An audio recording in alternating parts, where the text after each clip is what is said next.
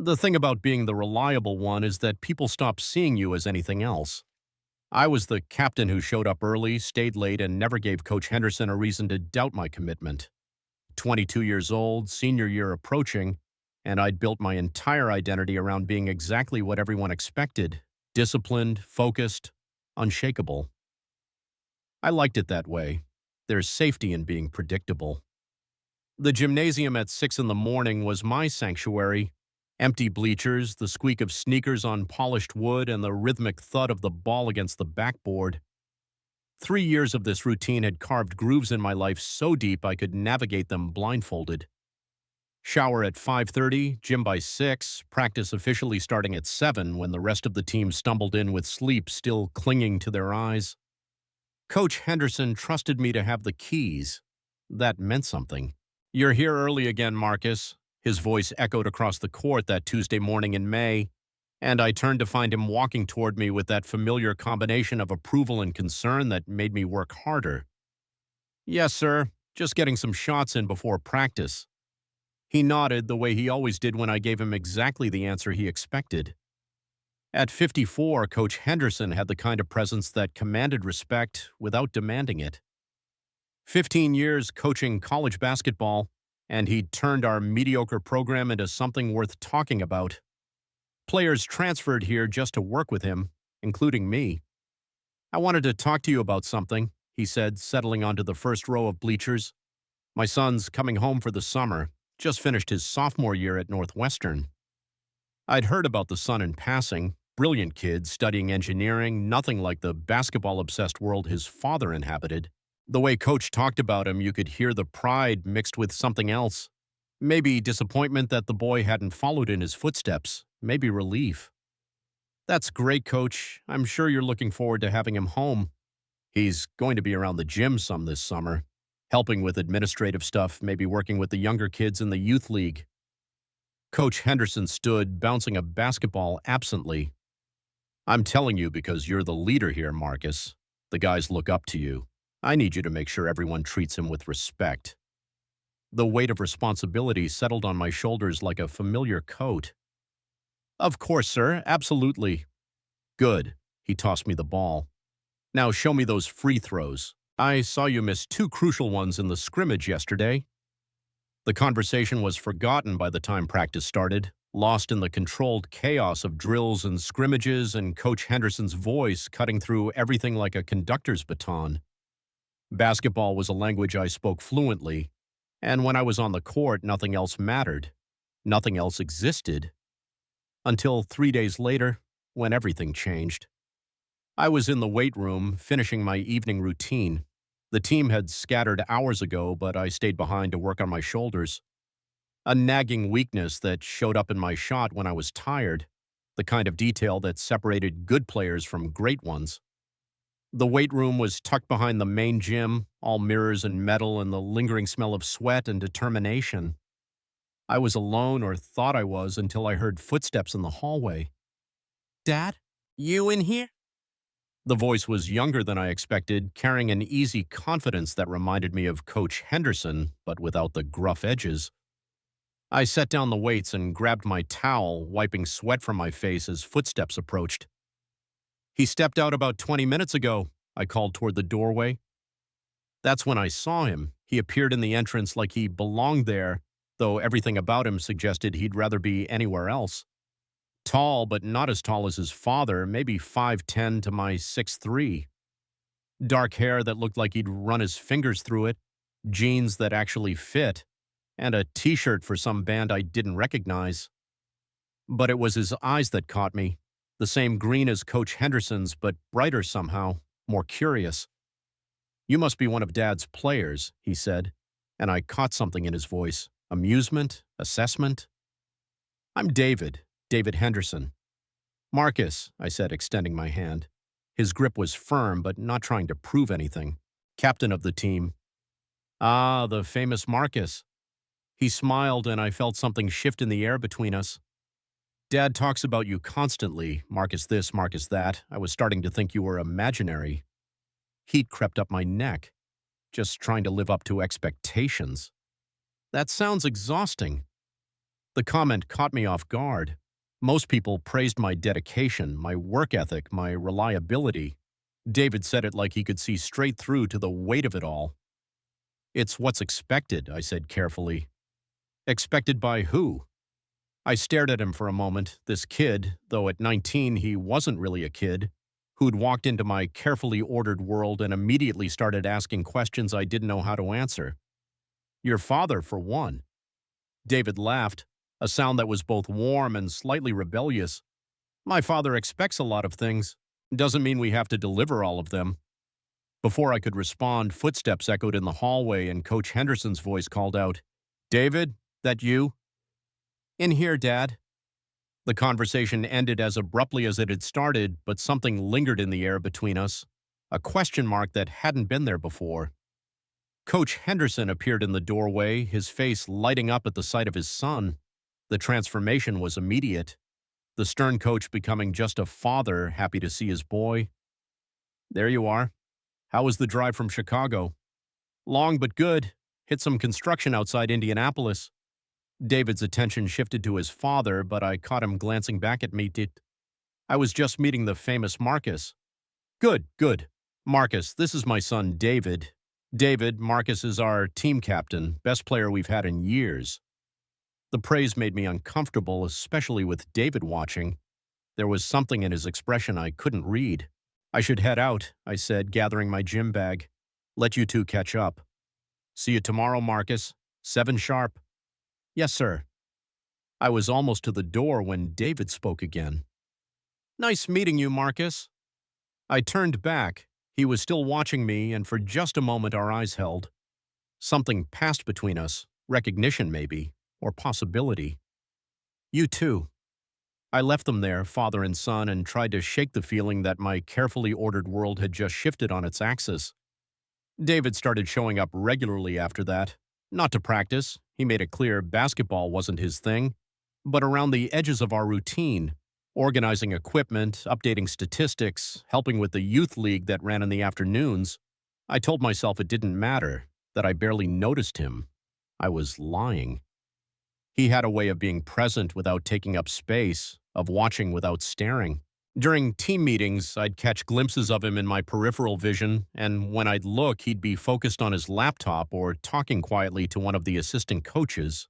But sometimes, just sometimes, our eyes would meet across the room, and the world would narrow to that single point of connection before one of us looked away. It was dangerous. I knew it was dangerous. "Henderson's kid seems cool," Jake said one afternoon as we were leaving practice. Jake was our point guard, a junior with too much charm and not enough focus. "Asked me about the business program here, thinking of transferring maybe." My stomach dropped. Transferring here, That's what he said. Wants to be closer to home, apparently. Jake shrugged. "Can't blame him. Northwestern's expensive as hell, and the engineering program here isn't bad." The possibility of David being here permanently, of seeing him every day, of having him be part of the landscape of my life, it terrified me in ways I didn't want to examine. That would be good for Coach," I managed. "Yeah, man, family's important. Family. Right. That's what David was, Coach Henderson's son. Off limits in ways that went beyond basketball, beyond team dynamics, beyond anything I'd ever had to navigate before. That evening, I stayed late again. Not for extra practice this time, but because I needed the quiet, the space to think. The gym after hours had always been my refuge, and I found myself shooting free throws in the semi-darkness, the automatic lights casting long shadows across the court. I was so lost in the rhythm, dribble, breathe, shoot, that I didn't hear the footsteps until they were almost beside me. "You're here late." I turned to find David standing at the edge of the court, hands in his pockets, watching me with that same curious expression I was beginning to recognize. "Could say the same about you," I replied, catching the ball as it bounced back to me. "Dad forgot his keys, asked me to come get them." He gestured toward the offices, but I heard the ball bouncing and got curious. "Just working on my form." "In the dark?" I looked around, realizing for the first time how dim the lighting was. Guess I lost track of time. David stepped onto the court, and suddenly the vast gymnasium felt smaller, more intimate. "Can I ask you something?" he said. "Sure." "Why basketball?" The question was so simple and so impossible to answer that I almost laughed. "What do you mean?" "I mean, you're here all the time. Morning, evening, weekends. Jake told me you haven't taken a real day off in 2 years. So why? What is it about this that's worth all that?" I bounced the ball slowly, thinking. Most people asked about my goals, my dreams of playing professionally, my statistics. David was asking about something deeper. "It makes sense," I said finally. "Basketball has rules, clear objectives. You work hard, you improve. You practice enough, you can control the outcome most of the time." Most of the time. There are always variables you can't control, other players, referees, injuries, but if you're disciplined enough, prepared enough, you can minimize the chaos. David was quiet for so long I thought he might not respond. When he did, his voice was softer. "Sounds lonely." The observation hit like a physical blow. Not because it was wrong, but because it was exactly right, and I'd never let myself acknowledge it before. "It's focused," I corrected. "Same thing sometimes." He moved closer and I caught a hint of his cologne, something clean and understated that probably cost more than my monthly food budget. Everything about David suggested a world I didn't belong to, from his designer jeans to his casual confidence to the way he could ask questions that cut straight to the heart of things. "You're not like the others, are you?" he said, and his voice carried something I couldn't identify. "What others?" "Dad's players, the basketball guys, they're all," he gestured vaguely, "loud, performative, like they're always on stage." "And I'm not?" "You're quiet, watching, like you're figuring everyone else out while they're too busy talking to notice." The accuracy of his assessment should have made me uncomfortable. Instead, I felt seen in a way I hadn't experienced before. "Neither are you," I said. "Neither am I what?" "Like the others, coaches' kids I've met, faculty brats. They either worship their parents' world or reject it completely. You're different." David smiled, a real smile this time, not the polite one he wore around the team. "Maybe that's why we keep ending up in conversations like this." The words hung between us, loaded with meaning I wasn't ready to unpack. The smart thing would have been to grab my bag, make an excuse, and leave. Put distance between myself and whatever this was becoming. Instead, I stayed. "Want to play?" I asked, holding up the basketball. "Play what?"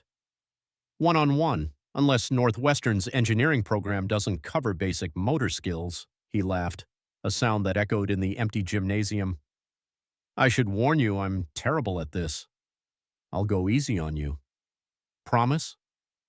There was something in the way he said it, a kind of vulnerability disguised as playfulness that made my chest tight. "Promise." David was better than he'd claimed, though that wasn't saying much. He had his father's height and natural coordination, but none of the instincts that came from years of practice. What he lacked in skill, he made up for in determination and an unexpected competitiveness that surfaced once we started playing. I did go easy on him, but not as easy as I'd planned. There was something infectious about his effort, the way he threw himself into every possession like winning actually mattered. When he scored his first basket, a lucky bounce off the rim that somehow found its way in, he grinned like he'd just hit a game winner. "See? Told you I wasn't completely hopeless. Don't let it go to your head." But I was smiling too, and I realized it had been a long time since basketball felt like play instead of work. We traded baskets for 20 minutes, and I found myself paying attention to things that had nothing to do with the score. The way David pushed his hair back when he was concentrating, how he bit his lower lip when he was lining up a shot, the lean muscle of his arms when he reached for a rebound. Dangerous thoughts, dangerous observations. The game ended when David attempted what he grandly announced as a buzzer beater and launched the ball toward the basket with more enthusiasm than accuracy. It hit the rim, bounced high, and would have rolled under the bleachers if I hadn't chased it down. When I turned back, David was sitting on the court, legs stretched out, breathing hard and laughing. "That was embarrassing," he said. You held your own. You let me hold my own. There's a difference. I sat down beside him, keeping a careful distance but close enough to smell that cologne again, mixed now with the honest scent of sweat. Why don't you play? I asked. I mean, with your dad being who he is. Tried when I was younger, never stuck. David leaned back on his hands. I think Dad was relieved, honestly. Less pressure that way. I could just be his son instead of his disappointment. He's proud of you. I know, but it's different, you know? Intellectual pride versus this. He gestured around the gymnasium. This is his language, his world. You speak it fluently. There was no bitterness in his voice, just acceptance tinged with something that might have been longing. Sometimes I think it's the only language I know, I admitted. David turned to look at me, and suddenly we were closer than I'd realized. Close enough that I could see the flecks of gold in his green eyes. Close enough that when he spoke, I felt his breath on my face. I doubt that. The moment stretched between us, charged with possibility and danger in equal measure. I should have moved away, should have made a joke, changed the subject, done anything to break the tension that was building like pressure in the air before a storm. Instead, I found myself leaning slightly closer. David's eyes dropped to my mouth for just an instant, so quickly I might have imagined it, before meeting mine again. The question in his gaze was unmistakable. The gymnasium door slammed open, the sound echoing like a gunshot through the empty space. David, you in here? You've been gone for... Coach Henderson's voice cut off as he spotted us sitting on the court. We scrambled to our feet, putting distance between us so quickly it probably looked suspicious. My heart was hammering against my ribs. There you are, Coach continued, apparently oblivious to whatever he'd interrupted. Find the keys? Yeah, I got them, David said, his voice remarkably steady. Just got distracted. Marcus was showing me some drills. Good, good. Always happy to see someone taking an interest in the game. Coach Henderson smiled at me. Though you should probably head home, son. It's after 10. Yes, sir. Just finishing up. I grabbed my bag and started toward the exit, hyper-aware of David's presence behind me, of the weight of his father's gaze. Marcus. I turned back. Good work tonight. See you in the morning. 7 sharp, I confirmed. As I walked toward my car, I could hear their voices carrying across the parking lot, father and son making plans for tomorrow, discussing David's course schedule, ordinary family conversation. I sat in my car for several minutes before starting the engine, replaying those moments on the gymnasium floor. The way David had looked at me, the way I'd wanted to close the distance between us. If his father ever knew what passed between us in silence, I'd be benched forever. The thought should have been enough to end this before it started. Should have been enough to make me avoid David Henderson, to treat him with the same polite distance I maintained with everyone else in Coach Henderson's orbit. But as I drove home through the empty streets, all I could think about was the gold flecks in his eyes and the way he'd said my name like it meant something.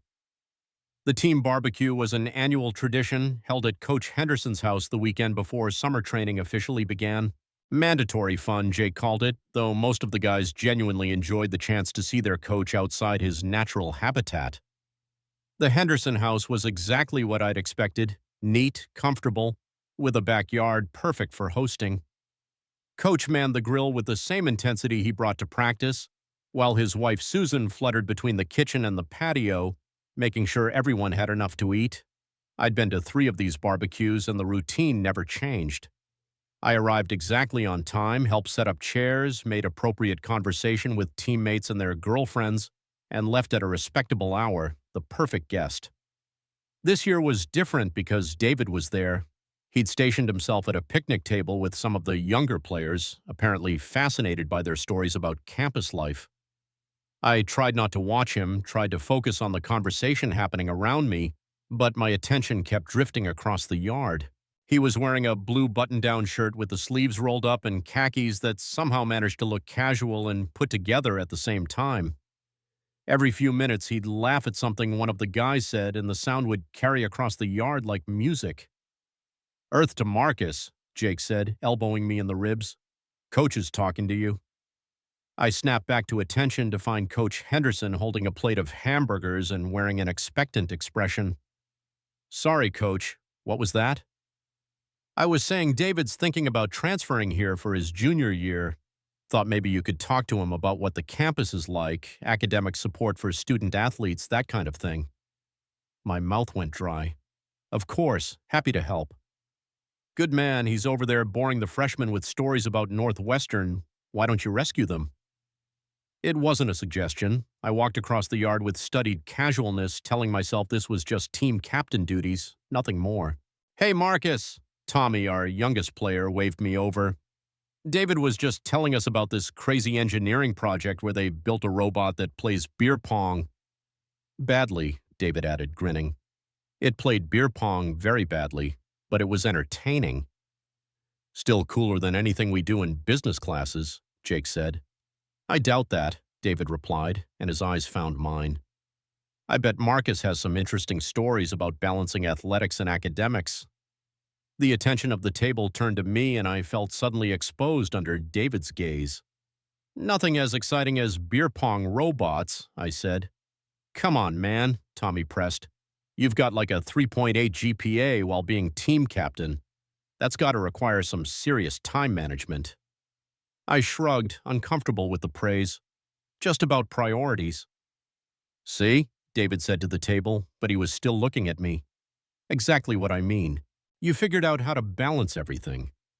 There was something in his tone, an admiration that made heat creep up my neck. The conversation moved on to other topics, but I stayed at the table, drawn into the easy rhythm of their discussion. David was a natural storyteller, funny without trying too hard, interested in what everyone else had to say.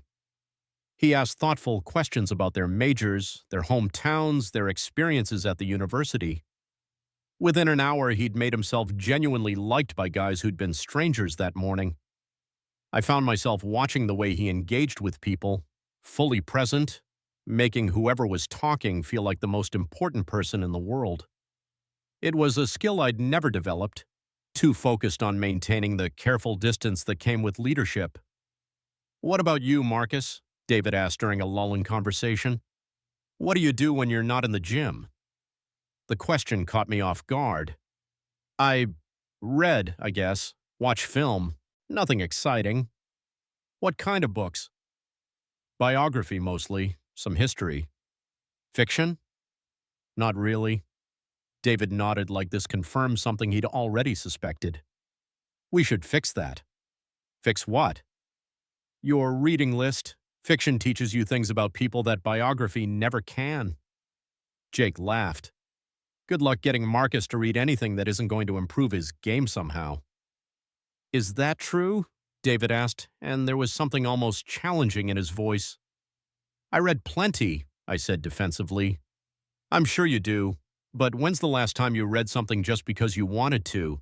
Not because it was going to make you better at basketball or help with a class, but just because the story interested you. I opened my mouth to respond and realized I couldn't remember. The observation stung because it was accurate and because David had identified something about me I hadn't even noticed about myself. That's what I thought, he said, but not unkindly. I'm going to fix that. Before I could ask what he meant, Coach Henderson appeared beside the table. David, come help me with the dessert situation. Susan's got some complicated ice cream thing that needs assembly. Duty calls, David said, standing. As he passed behind my chair, his hand brushed my shoulder for just a moment, so briefly it might have been accidental. But the touch burned through my shirt, and I knew it wasn't an accident. I watched him walk away, then caught Jake studying me with a curious expression. What? I asked. Nothing, man. Just, you seem different tonight. Different how? I don't know. Less, he gestured vaguely. Less Marcus-like. That doesn't mean anything. Sure it does. You're usually all business at these things. Tonight you actually seem like you're having fun. I wanted to deny it, but Jake was right. For the first time in years, I'd forgotten to monitor my behavior, forgotten to maintain the careful persona I'd constructed. I'd just been talking, laughing, existing without constantly calculating the impression I was making. It was David's influence, I realized. Something about him made people want to be more authentic, more present, including me. That should have been a warning sign. Instead, it felt like a revelation. The rest of the evening passed in a blur of conversation and food and the comfortable chaos of the team outside their usual environment. I helped clean up, said my goodbyes, and was walking to my car when I heard my name. Marcus, wait up. I turned to find David jogging across the front yard, a book in his hand. Thought I might catch you, he said, slightly out of breath. Here. He held out the book, a paperback novel with a cover that looked well-worn. What's this? Your first assignment. It's about a guy who thinks he has his whole life figured out until he doesn't. David's smile was slightly mischievous. Thought you might relate. I took the book and our fingers brushed as he handed it over. The contact was brief but electric, and from the way David's breath caught, I knew he felt it too. You don't have to read it, he said quietly, but I think you might like it. I'll read it, I promised, and meant it. Good. He stepped back, putting safer distance between us. See you around the gym. Yeah, see you around. I drove home with the book on the passenger seat, hyper-aware of its presence like it was something dangerous, which, in a way, it was. David had seen something in me I hadn't known was visible, had identified a part of myself I'd neglected so completely I'd forgotten it existed. That night, instead of reviewing game film or working on recruiting materials, I sat in my apartment and read. The book was exactly what David had promised, the story of someone whose carefully ordered life gets turned upside down by unexpected connection. I read until 3 in the morning, and when I finally fell asleep, I dreamed about green eyes and the weight of a hand on my shoulder. Summer training began in earnest the following Monday, and with it came the return of routine. 6 a.m. in the gym, drills until noon, individual work in the afternoon. The familiar rhythm should have pushed everything else into the background. But David was there more often now, helping with administrative tasks, organizing equipment, sometimes just sitting in the bleachers with his laptop while we practiced. His presence was like a persistent itch I couldn't scratch, always at the edge of my awareness, never quite ignorable. Coach Henderson seemed pleased to have his son around. During breaks in practice, I'd catch glimpses of them talking quietly, and the pride in Coach's expression was unmistakable. This was what he'd wanted, I realized. Not for David to play basketball, but for him to be part of this world somehow. How's the book? David asked one afternoon as I was leaving the gym. We were alone in the hallway, the rest of the team already gone. The question was casual, but there was something underneath it. Genuine curiosity mixed with something that might have been hope. Good, I said. Really good, actually. I stayed up way too late reading it. David's face lit up. Yeah? What did you think of the ending? Unexpected, but it made sense looking back. All the clues were there. That's what good fiction does, shows you something that was always true, but you couldn't see it until the story revealed it. We were walking toward the parking lot together, and I found myself slowing my pace to extend the conversation. Is that why you read so much fiction? For the revelations? Partly, but mostly because stories help you understand that everyone's carrying something invisible. Everyone's got complexity you can't see from the outside. I thought about that as we reached our cars, parked a few spaces apart in the nearly empty lot. Can I ask you something? I said. Sure. Why did you give me that book? I mean, specifically me. David leaned against his car, a Honda Civic that was probably older than he was, practical and unpretentious in a way that surprised me. I'd expected something flashier from Coach Henderson's son. Honestly, because you seemed like someone who'd forgotten how to surprise himself. The observation was uncomfortably accurate. And you think fiction will fix that? I think fiction might remind you that there are other ways to be in the world, other stories you could be living. There was weight behind his words, layers of meaning I wasn't sure I was ready to unpack. We stood there in the parking lot as the summer heat shimmered off the asphalt, the silence stretching between us. I should get going, I said finally. Yeah, me too, but neither of us moved.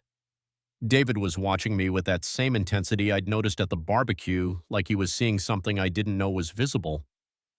Marcus, he said quietly. Yeah? Thanks for reading it. It, it means something that you read it.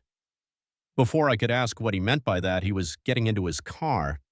I watched him drive away, then sat in my own car for several minutes trying to understand what had just happened. The book was still in my apartment, finished but somehow not complete.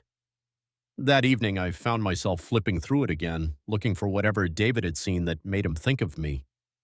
The story was about transformation, about someone learning to want things they hadn't known were possible. By the time I fell asleep, I was beginning to understand what David had been trying to tell me, and that terrified me more than anything. Das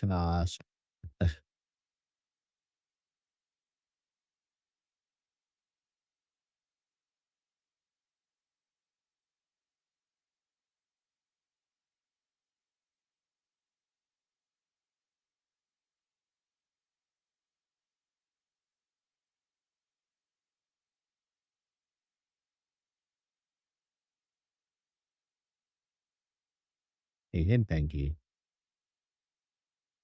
Between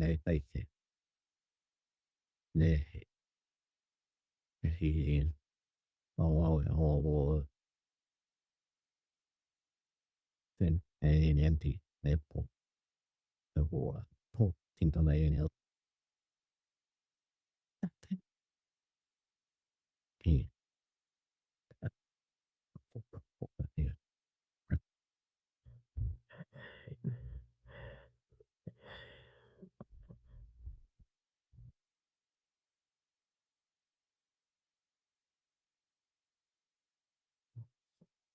grim and cold character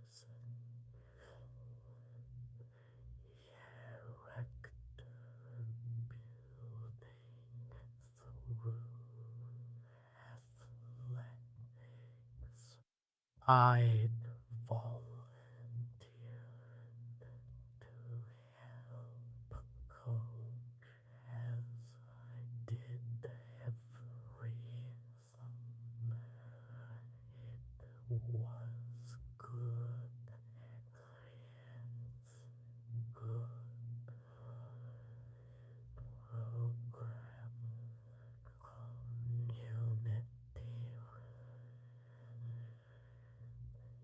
community.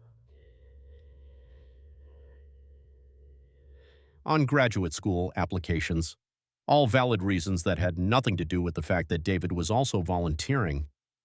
All right, listen up. Coach Henderson's voice echoed across the gym as 40 kids in oversized basketball shorts tried to pay attention. These are your coaches for the next 2 weeks. You know me, I'm Coach Henderson.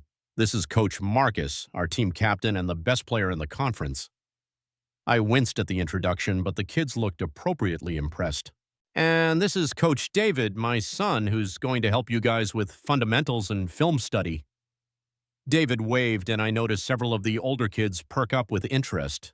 He had that effect on people, making them want to know more, want to be part of whatever he was doing. The morning flew by in controlled chaos. 40 kids divided into groups, rotating through stations focused on dribbling, shooting, and basic defensive positioning. I found myself paired with David at the shooting station, and despite my best efforts to maintain professional distance, we fell into an easy rhythm of instruction and encouragement. Keep your elbow under the ball, Emma, David said to a 10-year-old girl who was struggling with her form. Think of it like you're putting the ball on a shelf that's just a little too high. The metaphor worked. Emma's next shot swished through the net and her grin was infectious. Nice coaching, I murmured as we moved to help other kids. Thanks. I figure if I can't play the game, I might as well understand it well enough to teach it. There was no self-pity in his voice, just practical acceptance. But I caught something underneath, a wistfulness that made me wonder what it had been like growing up as Coach Henderson's son without inheriting his athletic gifts. You're better at this than you think, I said. At coaching? At understanding the game. You see things differently than players do. Sometimes that's more valuable. David looked at me with surprise, and I realized I'd revealed more than I'd intended. But before either of us could respond, a commotion erupted across the gym. Coach, Marcus pushed me. Did not. You fouled me first. Two of the older boys were squaring off over what had apparently been a disputed foul in their scrimmage game. The kind of escalation that happened when competitive kids got frustrated and started taking things personally. I jogged over to intervene, but David was already there, crouched down between the two boys with his hands raised in a calming gesture. Hey, what's going on here? Marcus fouled me on purpose, the first boy said. His name was Tyler, and he was probably 13, all gangly limbs and wounded pride. It was a clean steal, the other boy, Marcus, apparently sharing my name, shot back. You just got mad because I took the ball. Okay, David said calmly. Both of you take a breath. Tyler, show me exactly what happened. Marcus, you watch and tell me if you agree with his version. What followed was the most diplomatic conflict resolution I'd ever witnessed. David had both boys recreate the play in slow motion, identifying the exact moment of contact, explaining the difference between incidental contact and intentional fouling. By the end of the demonstration, both kids understood the call and were ready to keep playing. How did you do that? I asked as the boys rejoined their scrimmage. Do what? Diffuse that situation. I was about to separate them and lecture them about sportsmanship. You actually made them understand. David shrugged. I spent a lot of time being the kid who didn't quite fit in Dad's world. I learned to see conflicts from multiple angles. There it was again, that hint of something deeper, more complicated than the easy confidence he projected. I wanted to ask more, but the session was ending and 40 kids needed to be organized, high-fived, and sent home with their parents. Same time tomorrow, Coach Henderson called as the gymnasium emptied. And remember, practice your ball-handling drills at home. As the last family left, the three of us began collecting equipment and wiping down the courts. It was familiar work, meditative in its simplicity. Good session today, Coach Henderson said. David, that thing you did with Tyler and Marcus, that was excellent coaching. You've got instincts for this. David beamed under his father's praise, and I felt something twist in my chest. Pride, maybe, or something more complicated. The way David had handled the situation had been impressive, but watching him seek his father's approval reminded me how young he was, how much he was still figuring out about himself. Marcus, you staying for individual work this afternoon? Coach asked. Yes, sir. I want to work on my footwork in the post. Good. David, you're welcome to stick around if you want. Might be educational. David glanced at me and I caught something in his expression. Interest, maybe, or anticipation. Sure, if it's okay with Marcus.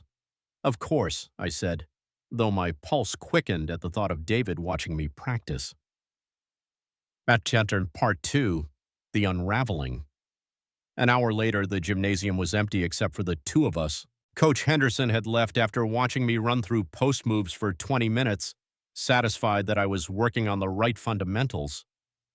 David had remained in the bleachers, ostensibly reading but occasionally looking up when I made a particularly smooth move or missed a shot I should have made. The silence between us had weight now, different from the comfortable quiet we'd shared before. Every glance felt loaded with meaning. Every casual comment seemed to carry subtext I wasn't sure I was ready to decode. You're overthinking it, David said as I lined up another shot from the baseline. What? That shot. You made it 15 times in a row, then started missing because you're thinking too hard about the mechanics. He was right. I'd been so aware of his presence, so conscious of being watched, that I'd lost the automatic rhythm that made the shot work. Maybe I should call it a day, I said, catching the ball as it bounced back to me. Or maybe you should stop performing and just play. The observation stung because it was accurate. Even alone with David, I'd been trying to impress him, to justify Coach Henderson's praise about my abilities. The realization that he could see through the performance made me feel exposed. I'm not performing. Aren't you? David stood and walked down from the bleachers. Every shot for the last 10 minutes has been perfect form, perfect follow-through, like you're demonstrating for a coaching manual. Where's the instinct? Instinct doesn't win games, fundamentals do. Maybe, but instinct is what makes it worth watching. He stopped at the edge of the court. Show me what you look like when you're not trying to be perfect. The challenge in his voice was unmistakable. I bounced the ball slowly, considering. One-on-one? I asked. I'll get destroyed. Not if I play on instinct instead of fundamentals. David laughed, but he stepped onto the court. Okay, but when I lose by 30 points, I'm blaming you for the psychological damage. We played for 20 minutes, and something changed in those 20 minutes.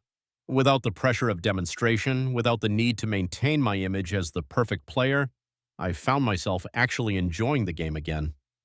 David was still terrible, but he was trying, and his genuine effort made me want to match his energy rather than simply overwhelm him with superior skill. I started taking shots I normally wouldn't take, trying moves that were more creative than practical. When David managed to steal the ball through pure determination and hustle, I found myself cheering for him even as I chased him down on defense. There, he said as we both collapsed on the court afterward, breathing hard. That's what you look like when you're not trying to be perfect. Sloppy. Alive. The word hung between us, and suddenly the air felt charged again. David was sitting close enough that I could see the sheen of sweat on his forehead, could count the flecks of gold in his green eyes. We should probably head out, I said, though I made no move to stand. Probably. Neither of us moved. The gymnasium was nearly dark now, the automatic lights having dimmed to their evening setting. In the half-light, David looked younger and older at the same time. Younger because of the way his hair stuck up from running his hands through it. Older because of something in his expression I couldn't quite identify. Marcus, he said quietly. Yeah? Can I ask you something, and will you give me an honest answer? My heart started beating faster. Depends on the question. Are you happy? The question caught me completely off guard. What do you mean? I mean exactly what I said. Are you happy? With your life, with basketball, with the way you spend your days? I opened my mouth to give him the automatic response. Of course I was happy. I was living my dream, playing the sport I loved at a high level, with a chance to go professional if everything went right. But the words wouldn't come. I don't think about it, I said finally. That's not an answer. It's the only answer I have. David was quiet for a long moment, studying my face in the dim light. I think about it all the time, he said. Happiness, I mean. Whether I'm living the life I actually want or just the life that makes sense. Whether there's a difference. And what have you decided? That I don't want to be 40 years old and realize I spent 20 years being afraid to want the things I actually wanted. There was something in his voice, an intensity that made the words feel like more than philosophical musing, like confession. What things? I asked, though I wasn't sure I wanted to know the answer. David looked at me for a long moment, and I saw him make some kind of decision. Things that don't make sense, things that complicate everything. His voice dropped to barely above a whisper. Things that scare me. The gymnasium felt impossibly quiet. Somewhere in the building, a door closed with a distant echo, but it might as well have been on another planet. David, I should go, he said abruptly, scrambling to his feet. It's getting late. But he didn't move toward the exit. Instead, he stood there looking down at me, and I could see some kind of internal struggle playing out across his face. What is it? I asked. Nothing. It's nothing. I stood too, and suddenly we were facing each other in the middle of the empty court, close enough that I could feel the tension radiating off him. It's not nothing. Yes, it is. It has to be. Why? Because you're you and I'm me and my father. He trailed off, running a hand through his hair. God, this is stupid. What's stupid? Instead of answering, David turned and started walking toward the exit, but he moved slowly like he was hoping I'd stop him. David, wait. He stopped but didn't turn around. Whatever you're thinking, whatever you're worried about, you can talk to me. Can I? He turned back and his expression was raw with something that looked like pain. Can I really? Because I don't think you understand what I'm trying to say. Then help me understand. David stared at me for a moment, then laughed, a sound with no humor in it. You're going to make me say it, aren't you? Say what? That I think about you, that I have been thinking about you since the first night we met in the weight room, that every conversation we have makes it worse, and every time you look at me like you're looking at me right now, I forget every reason why this is impossible. The words hit me like a physical blow. Not because I was surprised. Some part of me had known, had been reading the signs even as I told myself I was imagining them, but because hearing it out loud made it real in a way I wasn't prepared for. David, and I know how insane that is, he continued, the words tumbling out now like he couldn't stop them. I know you're my father's star player, and I know you're not. I mean, I don't even know if you, and even if you did, it's impossible, right? Because of who we are, because of where we are, because of everything. He was spiraling, and I could see the panic starting to set in as he realized what he'd just confessed. But I can't stop thinking about it, he finished quietly. About you, about what it would be like if things were different. The gymnasium was completely silent except for the sound of our breathing. David was watching me with something that looked like terror, waiting for me to respond, to reject him, to tell him he was crazy. Instead, I took a step closer. Things aren't different, I said carefully. I know. Your father trusts me. The team looks up to me. Everything I've worked for. I know. If anyone found out, I know. His voice was barely audible. I know all of that. But Marcus, I need you to know that I can't help how I feel, and I think maybe you feel it too. He was right. I did feel it. Had been feeling it for weeks, maybe longer, and pushing it down so deep I'd almost convinced myself it wasn't there. But standing in the empty gymnasium with David looking at me like I was something precious and impossible, I couldn't lie to myself anymore. This is crazy, I said. Completely crazy. It could ruin everything. Everything. We can't. I know. But I took another step closer anyway. And then another until we were standing close enough that I could see the rapid rise and fall of his chest, could smell that cologne that had been driving me to distraction for weeks. David, I said, and his name felt different in my mouth, heavier, more real. Yeah? I need you to know something. What? You're right, about what I feel. You're right. The confession seemed to break something in both of us. David's eyes closed for a moment, and when he opened them, they were bright with something that might have been relief or might have been fear. What do we do with that? He asked. I don't know. We stood there in the dim light, close enough to touch but not touching, both of us breathing like we'd run sprints. The weight of what we'd just admitted hung between us, changing everything and nothing all at once. We should go, I said finally. Yeah, we should, but neither of us moved. David was looking at me like he was memorizing my face, and I found myself doing the same, cataloging the way the shadows fell across his cheekbones, the way his lips parted slightly when he was nervous. Marcus? Yeah? Thank you for telling me the truth. Thank you for asking. He smiled then, a real smile that made something in my chest ache with possibility and terror in equal measure. This changes things, he said. Yeah, it does. I don't know what that means yet.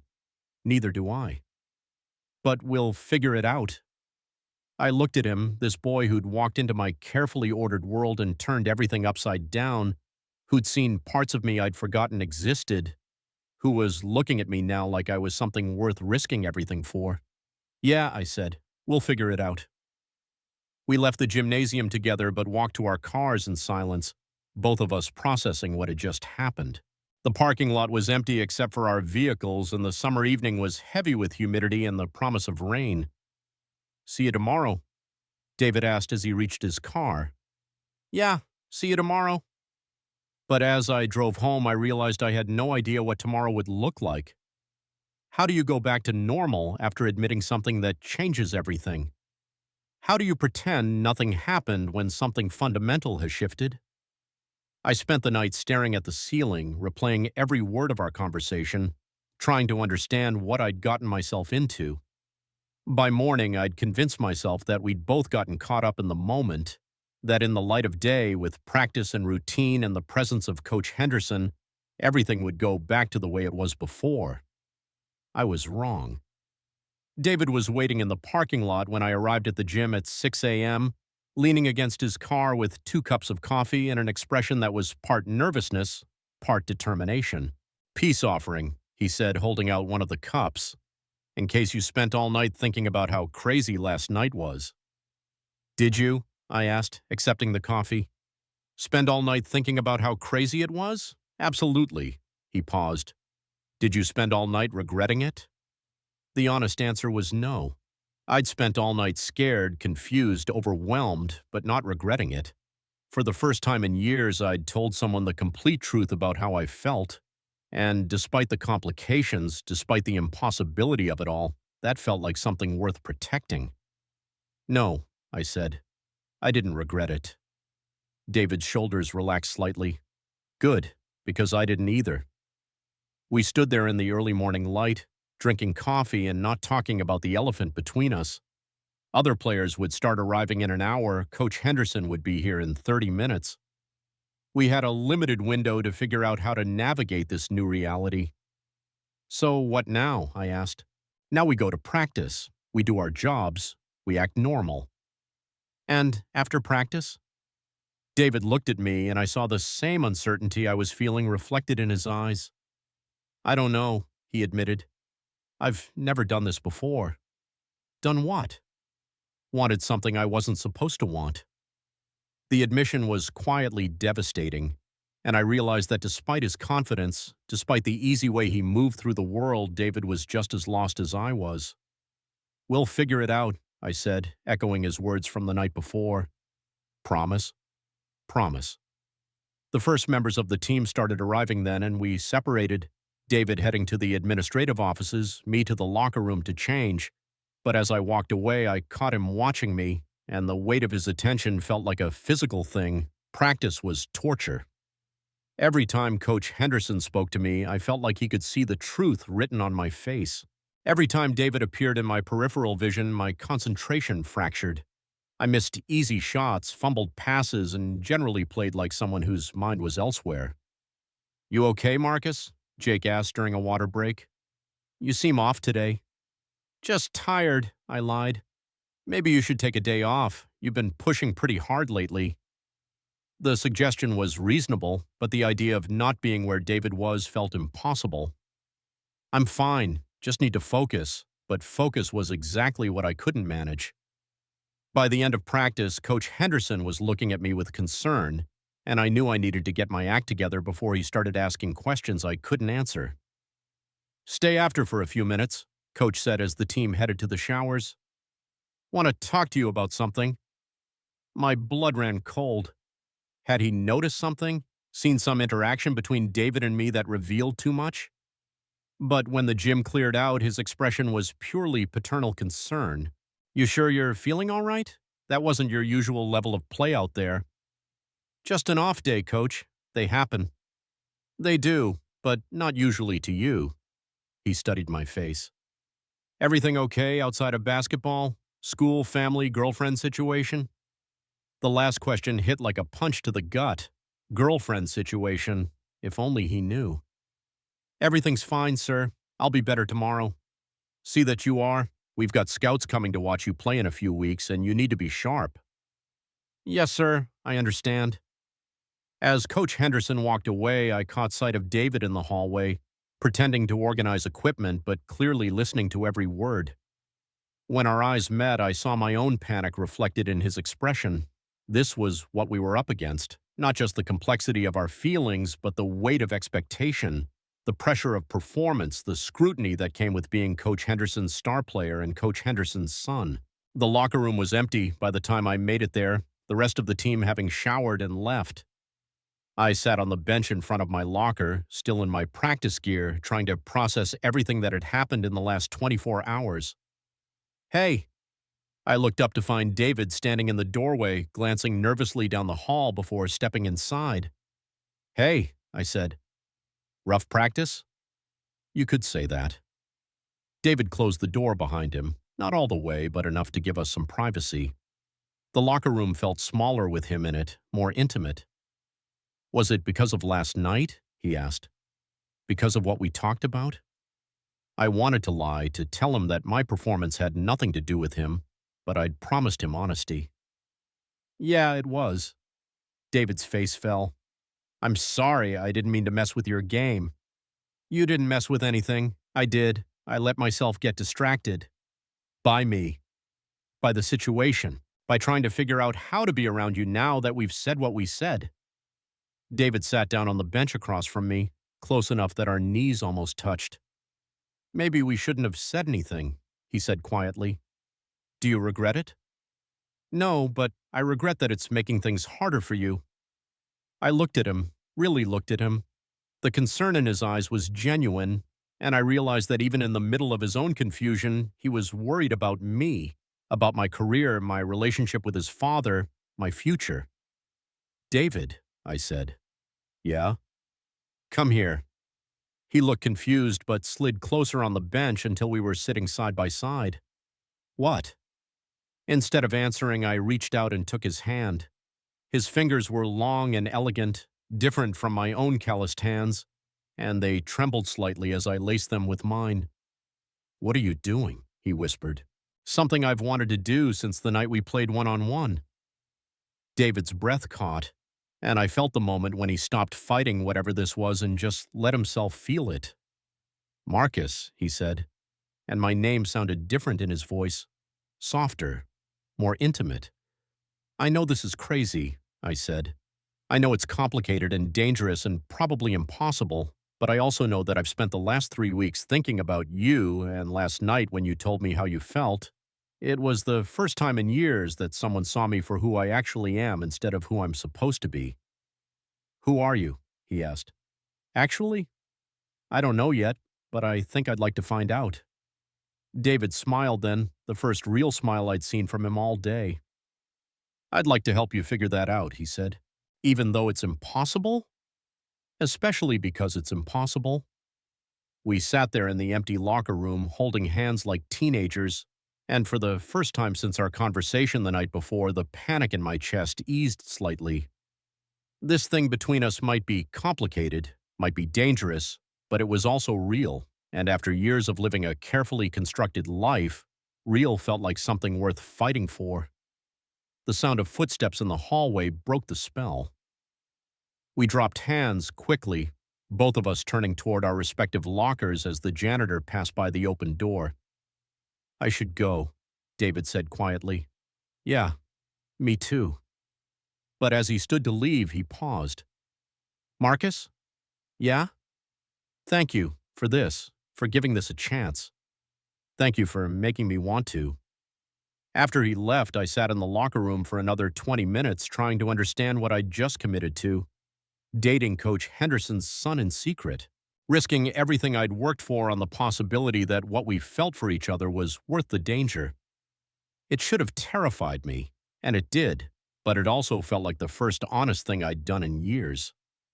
The next few days passed in a blur of stolen moments and careful performance. In public, around the team and Coach Henderson, David and I maintained the same casual distance we'd always had. But in private, those brief moments when we found ourselves alone, everything was different. A touch that lingered a second too long when he handed me equipment, eyes meeting across the gym and holding until one of us looked away. Conversations that seemed innocent to anyone listening but carried deeper meaning for us. How's the book? He asked one afternoon as I was leaving practice. We were in the hallway and there were people around, but his voice carried that subtle intimacy that had become our secret language. Finished it, I said. You were right. About the revelations. Ready for another one? Always. The word came out more loaded than I'd intended, and I saw David's pupils dilate slightly before he glanced around to make sure no one was watching. I'll bring you something tomorrow, he said carefully. Looking forward to it. It was a perfectly normal conversation about books. It was also foreplay disguised as small talk, and we both knew it.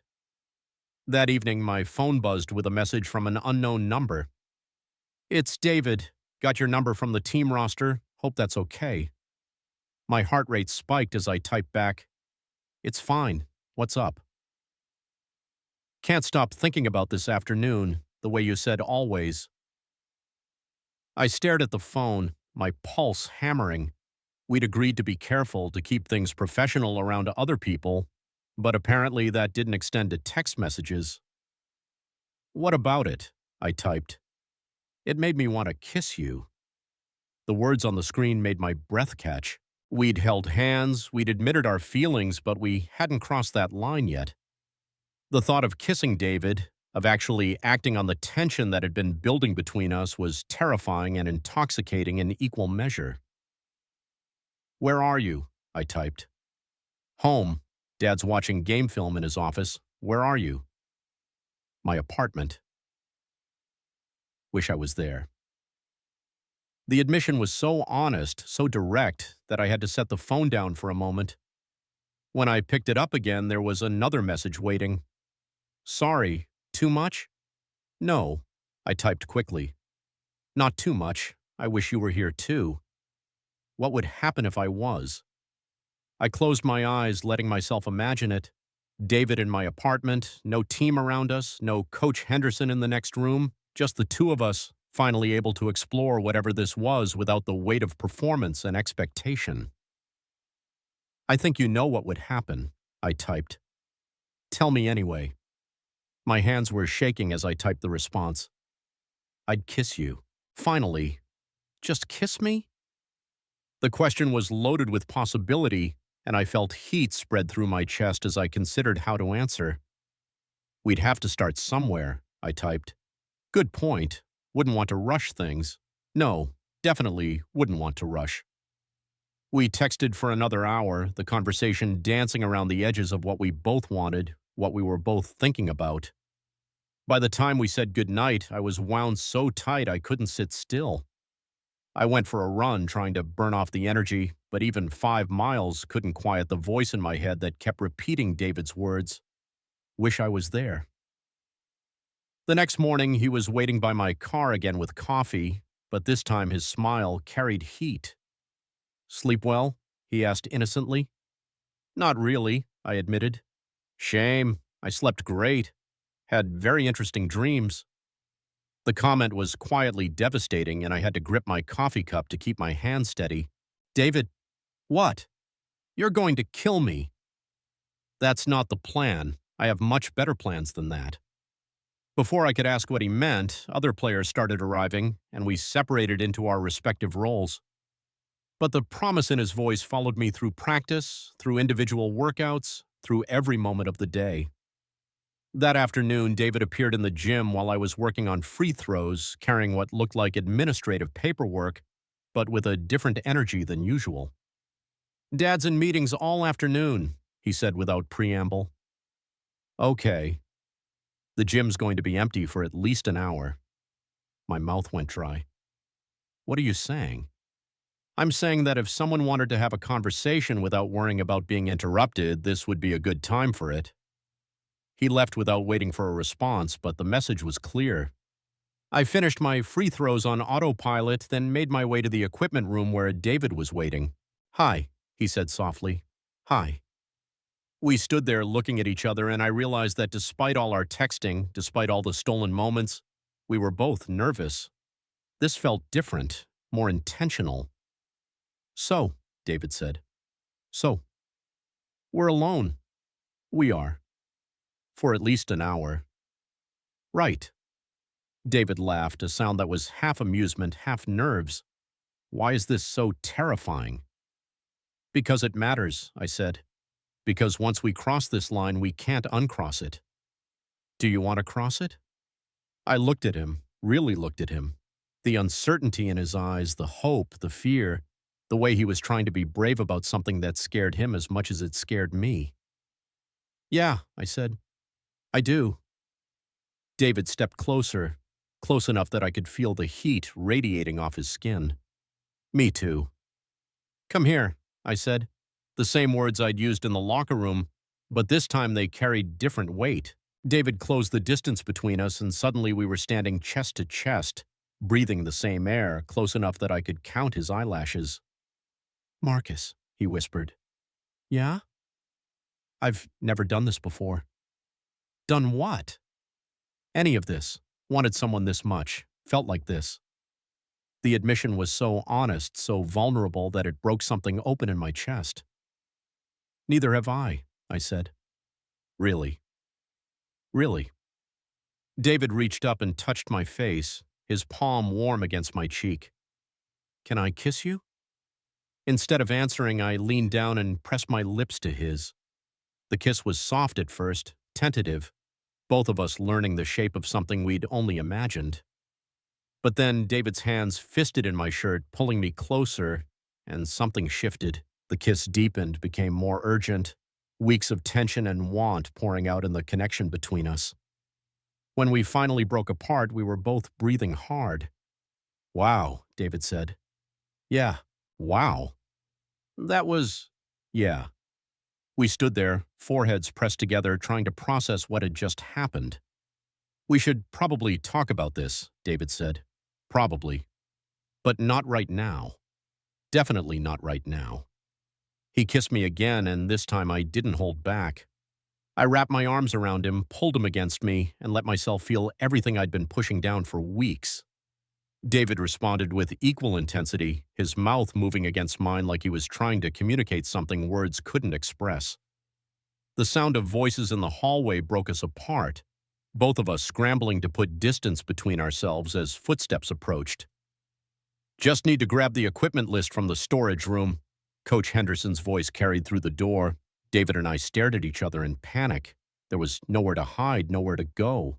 If Coach Henderson walked in and found us together, close enough that the air between us was still charged with what had just happened. The footsteps paused outside the door, and I heard Coach Henderson talking to someone else.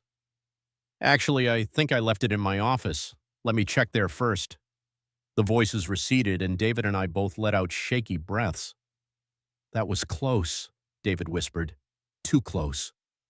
We stood there for another moment, the reality of what we were risking settling over us like a cold weight. We have to be more careful, I said. I know. This can't happen here, not where your father could walk in. I know. But even as we agreed to be more careful, I could see in David's eyes the same thing I felt, that being careful was going to be almost impossible when what we wanted was each other. I should go, he said. Yeah, you should. But he paused at the door, looking back at me with an expression that was part regret, part promise. This isn't over, he said. I know. Good. After he left, I stood in the equipment room for several minutes, touching my lips and trying to understand what I'd just started.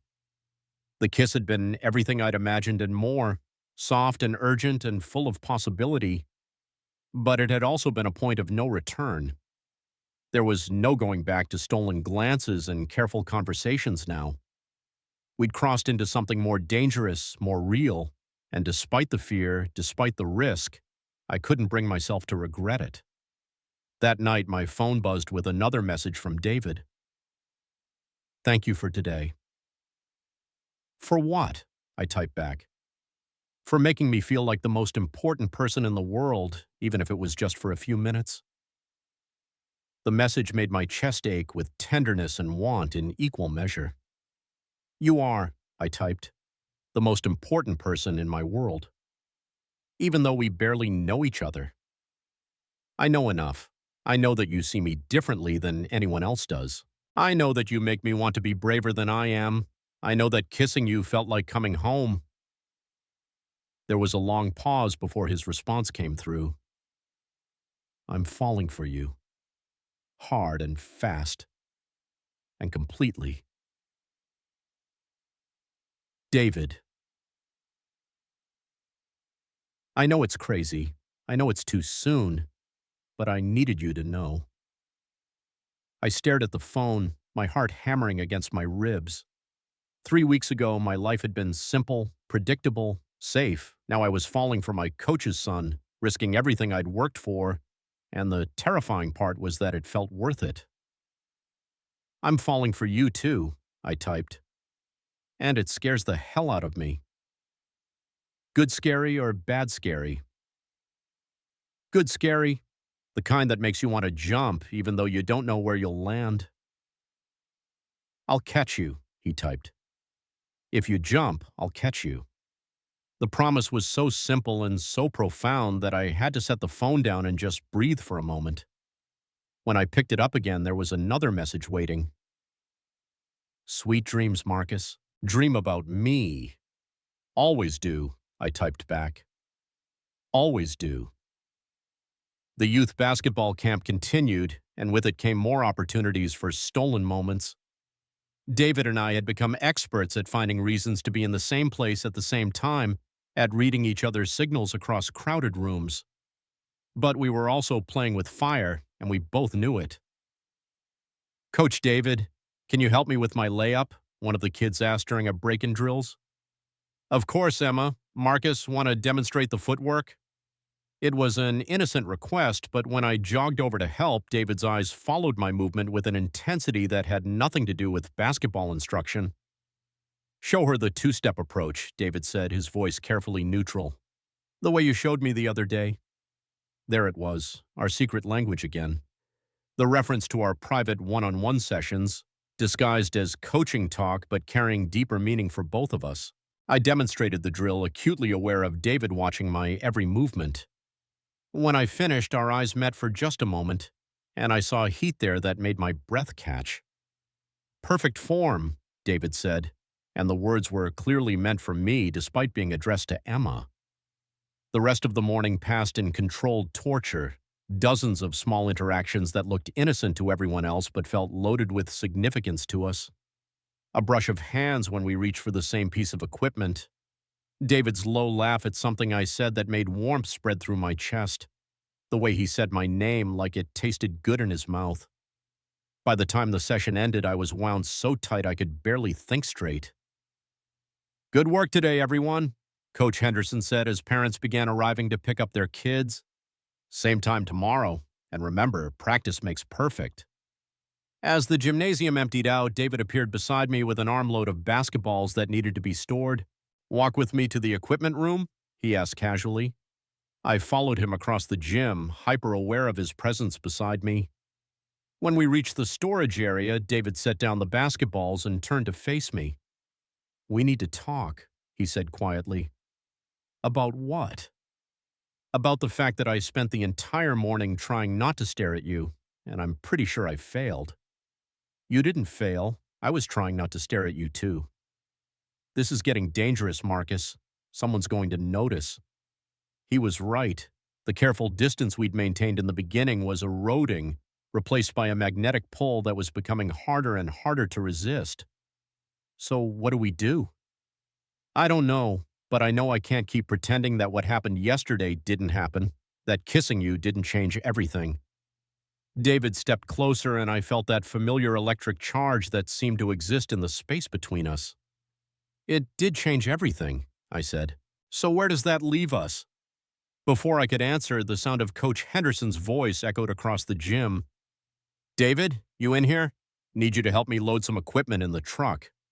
David and I sprang apart, both of us grabbing basketballs and trying to look busy.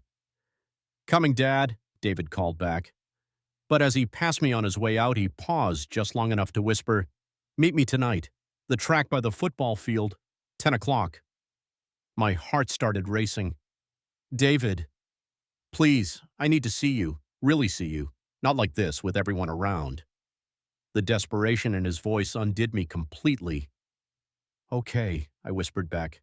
10 o'clock. The rest of the day crawled by. I went through the motions of individual practice, of reviewing game film, of all the routines that normally grounded me. But my mind was elsewhere, focused on the promise of seeing David alone, without the weight of performance and pretense. At 9:50, I made my way across campus to the track. The football field was empty, the only light coming from the parking lot lamps that cast long shadows across the artificial turf. I.e.,